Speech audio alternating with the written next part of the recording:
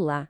Hoje a gente vai dar uma olhada em uma análise do pastor Ailton Santana sobre um tema que, olha, começa bem dentro de casa e vai parar lá na liderança da igreja, a permissividade.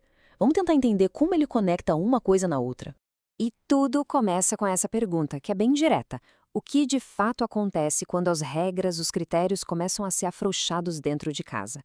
É bem daqui que parte toda a reflexão dele sobre as consequências que a gente vê lá na frente. Então, para começar, vamos entender o que o autor chama de ideologia da permissividade. É a peça central que sustenta toda a análise dele sobre a família e depois sobre a igreja. Olha só, aqui a permissividade não é vista só como uma atitude mais relaxada, sabe? É tratada como uma ideologia mesmo. O pastor descreve ela como uma ferramenta usada de propósito para enfraquecer a estrutura da família, que, na visão dele, é a base de tudo, é o que sustenta a igreja. E para deixar isso bem claro, o autor usa um exemplo prático, bem direto ao ponto. A situação é a seguinte: duas filhas, já moças, se trocando na frente do pai. Isso mostra como um comportamento, quando vira normal, pode quebrar barreiras de pudor, de respeito, e o ponto-chave está na justificativa delas. Ué, ele fazia o mesmo. E essa é a conclusão que o pastor tira desse exemplo. Para ele, não tem mistério nenhum em como comportamentos ruins se espalham. É basicamente um ciclo. Alguém faz, o outro repete, justifica, e isso vai se alimentando dentro da própria família. Então, o ponto crucial do argumento dele é essa conexão lógica. A igreja não é uma coisa abstrata, flutuando no ar, né? Ela é feita de gente, de indivíduos que vêm de famílias. Sendo assim, os problemas que começam ali, no núcleo familiar, não ficam presos em casa. Uma hora eles aparecem na comunidade da igreja. Vamos avançar um pouco e ver como essa ideia de permissividade aparece de um jeito ainda mais claro no que o autor define como um lar sem critérios. O texto, então, descreve uma segunda cena, e essa é talvez até mais chocante. É uma criança de 5 anos agredindo a própria mãe com um galho de árvore. A imagem é forte, né? A mãe tendo que se defender enquanto a criança continua o ataque. Isso é usado para mostrar o colapso total da autoridade e do respeito. É uma inversão completa da ordem que se espera numa família. E o autor joga pra gente a mesma pergunta que ele se fez. O que é que leva uma criança a agir com tanta ousadia a ponto de agredir a própria mãe? A questão aqui não é só o ato em si, mas de onde veio isso? E aqui vem a resposta segundo a análise dele.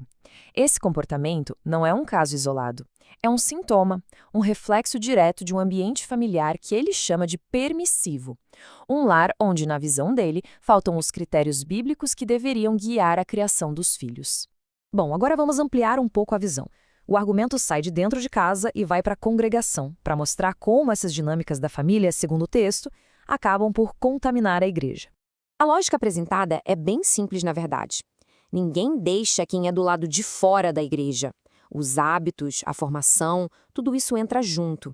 Então, as mesmas atitudes de falta de limite ou de permissividade que foram aprendidas em casa são levadas para o convívio na comunidade e isso acaba afetando todo mundo.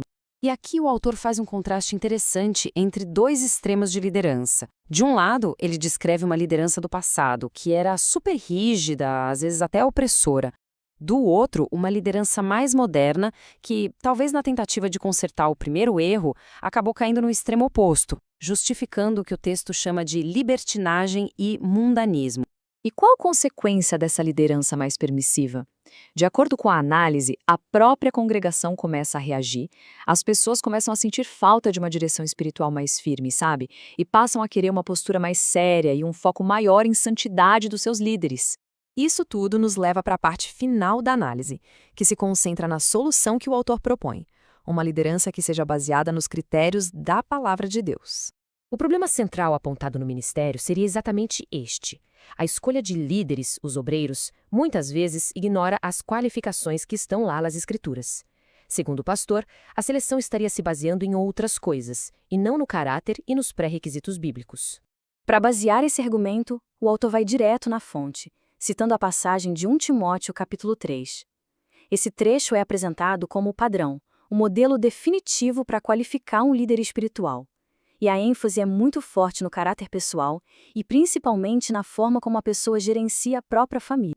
E este slide detalha bem esses escrituras de 1 Timóteo. A gente vê uma lista de qualidades que vai muito além de ter uma boa oratória ou carisma. Fala sobre ser irrepreensível, sóbrio, honesto e, o que é fundamental para o argumento dele, governar bem a própria casa. A ideia é bem clara. A liderança na igreja começa com a liderança e a ordem dentro do lar.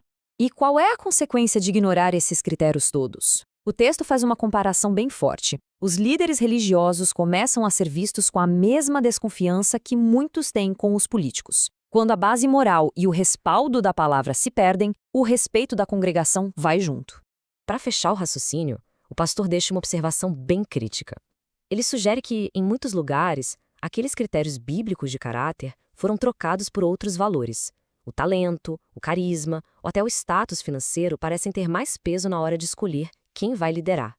E no fim das contas, essa análise toda nos deixa com essa pergunta no ar. Depois de tudo isso que foi exposto, da permissividade em casa até a crise de critérios na liderança, o que, afinal de contas, define um bom líder? A resposta, segundo este texto, parece começar bem antes de alguém sequer pensar em subir num púlpito. A questão fica para a gente pensar.